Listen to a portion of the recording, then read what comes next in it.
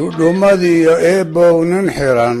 dhaadadkaan ahaye eebbow bir laysdhaafshay bay dhab igu siiyeene eebbow kolkay dhababi waan dhogor xumaadaa haddaad dheregto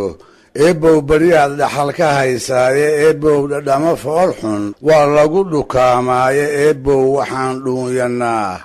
laba dharbaanoode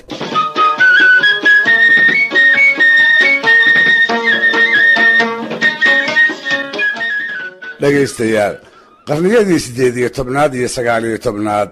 dalka Itoobiya madaxdii soo martay waxaa maraha ugu caansanaa boqor Minilik kii labaad waxaa la caleema saaray 1889 dhabtiina wuxuu ahaa Itoobiyada maanta la yaqaan ninkii dhidibada u aasay isaga ayay taariikhdu u aqoonsan tahay inuu ahaa juqraafi ahaan xaddiga weyn ee dalkaasi haatan leeyahay ninkii la ekaysiiyey boqorkii wax la qaybsaday xoogagii Yurub ee xilligaa dunida ka talinayay Afrikana kala hooshaayay sida Ingiriiska, Faransiiska, Jarmalka, Talyaaniga, Isbaanyoolka iyo qaar kale taasi waa dhab iyo biyo kama dhibcaan ha yeeshee waxaa iyaduna dhab iyo biyo kama dhibcaan ah ciidamadii boqorku inay hoog iyo ba ku fali jireen ummadihii kale ee ay boqortooyadiisa dariska ahaayeen askartiisuna ay dagaamadooda ku soo weerari jireen ummadahaas oo ay Soomaalidu ka mid ahayd sina looguma ogolayn inay hantiyaan hub iyo saanad ay guutooyinkii boqorka isaga caabiyaan sidaa darteed iyaga ayaa inta badan laga gacan sarreyn jiray iyaga ayaana duulaamada naf iyo maalba ku waayi jiray waxay muddo sidaas ahaataba waxaa la soo gaaray 1913 sanadkii uu geeriyooday boqor Minilik kii labaad ninka naxay iyo nin ku farxayba waxay ahayd dhacdo weyn oo waayaha gobolka dhab u gelgishay maantaana waxaa la iswada weydiiyey torow geerida boqorka maxaa xigi doona yaa u darsan doona yayse uga rayn doontaa su'aalahaas in jawaabahooda la ogaadaa wakhti badan ma qaadan durbaba wixii geeridiisa xigi lahaa way soo ifbaxeen waxay soo noqdeen wax aan la filayn waxay ahaayeen jeer ay dhaceen wax aan cidina malayn karayn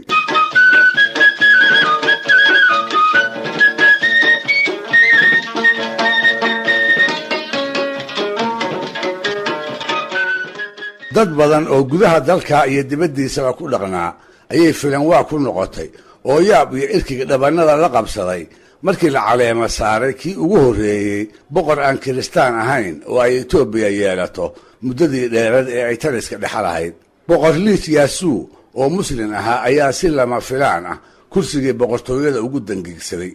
durba xiisad la wada dareemay ayaa geyigii dhan walba ugu fiday madaxdii kaniisadaha iyo xubno badan oo qoyska boqortooyada ka tirsanaa ayaa wixii dhacay dhaxal wareeg u arkay markaasna si aada uga umlay kuwaas baa isla markiiba bilaabay qorshihii ay boqorka cusub kursiga kaga tuuri lahaayeen ka hor inta aanu ku xididaysan ama aanu Istanbul xiriir adag la samaysan Itoobiyana aanay sidaas kaga mid noqon qaramadii muslimka ahaa ee uu Turkigu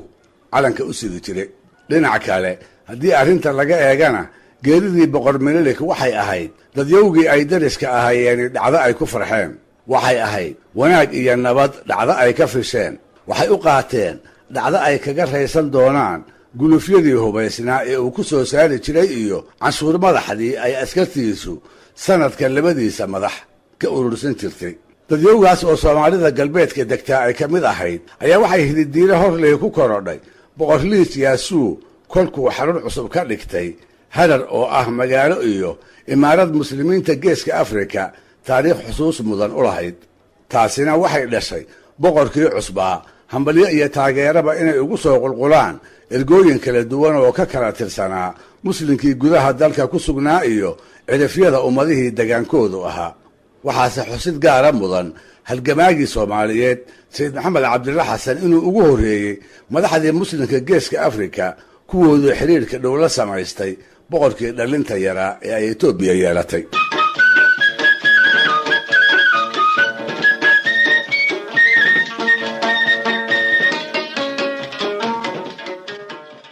si kastaba ha ahaatee Soomaalida galbeedka erga ka socota ayaa iyana magaalada Harar boqorkii ugu timid waxay ahayd erga ka kooban rag maqaawiira oo ogaaskii madaxda dagaankooda ugu caansanaa uu hor socdo waxaase ka magac dheeraa oo isaguna ku jiray maansayahanadii gobolka iyo xilliga kuwii ugu caansanaa midkood. qamaan bulxan ayaa ergada ka mid ahaa. markay yimaadeenna marti la maamuuso ayay boqorkii cusbaa u noqdeen. hase ahaatee qamaan iyo ergadii uu ka midka ahaa oo weli magaalada Harar ku sugan ayaa waxaa bislaaday qorshihii shirqoolka iyo afgembiga ee Addis Ababa muddada laga maleegayay. buuralayda sare ciidamo laga soo abaabulay ayaa lagu war helay iyaga oo goor subax ah magaaladii ku gadaaman oo irdaheedii taariikhiga ahaa hortuban. dhibaatooyin aan qiyaas lahayn oo naf iyo maalba leh ayay geysteen. waxaase ugu daraa dilkii boqor Liis Yaasuu. dabadeedna dadkii magaalada ku sugnaa waxoodii gumaadka ka badbaaday ayaa waxay noqdeen wax cagaha wax ka dayay iyo wax la qabqabtay. nasiib darro ciidankii magaalada ku soo duulay dadkii iyaga oo nool ay gacanta ku dhigeen ayaa waxaa ka mid ahayd ergadii Soomaaliyeed ee sidaan soo sheegay boqorkii la dilay u martida ahayd. iyagiina xabsi baa lagu tuuray. waxayna ahayd sanadkii 1916.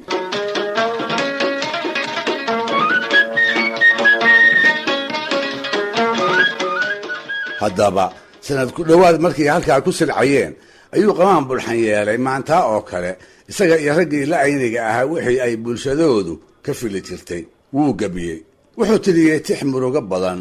oo rabbi bari ah. tix uu ku tilmaamay xabsigii lagu hayey dandarro wixii uu ku mutay. meedhisi aad moodo dhiig iyo ilmo anqaas laga sameeyey in lagu qoray ayuu eebbe ugu ashtakooday. dhab wuxuu uga sheegtay askartii meesha ku haysay naxariis darradii ay kula dhaqmeen iyo daryeelli'idii ay ku eeganayeen. sida tixda ka muuqan doonta inkastoo inuu baxsadaa ay marmar ku soo dhici jirtay haddana riyo uunbay ahayde wax uu ku dhaqaaqi karayay ma ahayn. oo nin orod iyo socod aanu midkoodna ka suuro geli karin sidee buu ku baxsadaa. cunnoxumadii meesha ka jirtay ayaa geyeysiisay inuu tabar beero, inuu dhumucda dhangad la ekaado, inuu weydoobo oo macluul la dirgan waayo. nin nool baa inta derbiya ka booda baxsan karee mawuu maanta 10 tallaabana isdaba dhigi karaa? waa maya jawaabtu. si kale kuma garatide waxay gaarsiiyeen heer ay noloshiiba dacar u dhadhantay. say wax milga ah ayay u yeelan weyday. markaas buu si kal iyo laaba wuxuu eebbaweyne uga duraansaday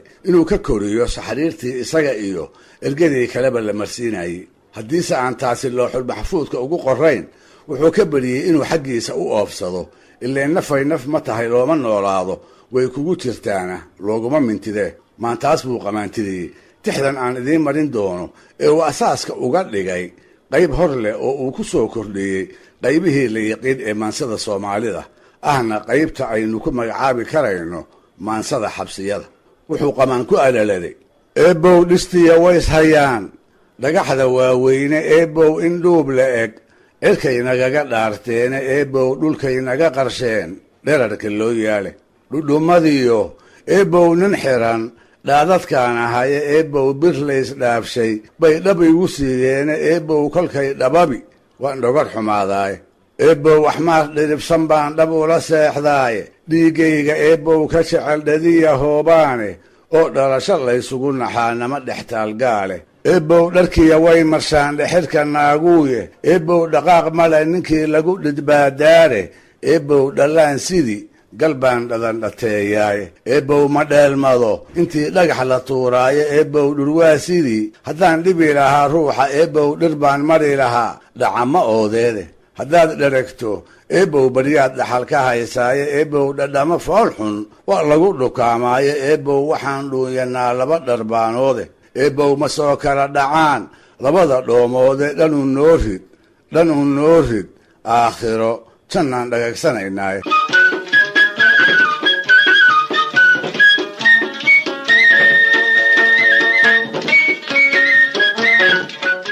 ducada qaybteedii hore ayaa qamaan laga aqbalay. xabsigii iyo ciqaabtiisiina eebbaweyne wuu ka koriyey oo waa la sii daayey.